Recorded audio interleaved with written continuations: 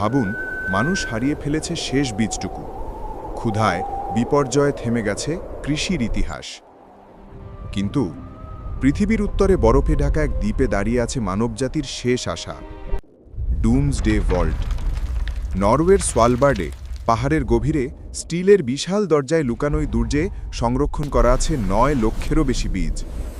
যদি যুদ্ধ, জলবায়ু বিপর্যয় বা মহামারীতে সব ফসল একদিন নিশ্চিহ্ন হয়ে যায়, ঠিক তখনই এখান থেকে শুরু হবে নতুন কৃষির নতুন সূচনা। হিমায়িত তাপমাত্রায় হাজার বছরের জন্য নিরাপদ এই ভল্ট রক্ষা করে যাচ্ছে আমাদের খাবার, আমাদের ভবিষ্যৎ, আমাদের পৃথিবীকে। Follow for more amazing facts. ভাবুন, মানুষ হারিয়ে ফেলেছে শেষ বীজটুকু। ক্ষুধায় বিপর্যয়ে থেমে গেছে কৃষির ইতিহাস। কিন্তু পৃথিবীর উত্তরে বরফে ঢাকা এক দ্বীপে দাঁড়িয়ে আছে মানবজাতির শেষ আশা, ডুমসডে ভল্ট। নরওয়ের সোয়ালবার্ডে পাহাড়ের গভীরে স্টিলের বিশাল দরজায় লুকানোই দুর্যে সংরক্ষণ করা আছে ৯ লক্ষেরও বেশি বীজ।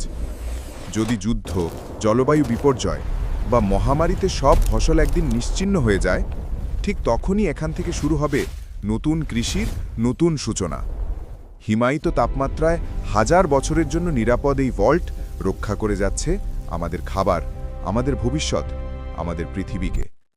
Follow for more amazing facts.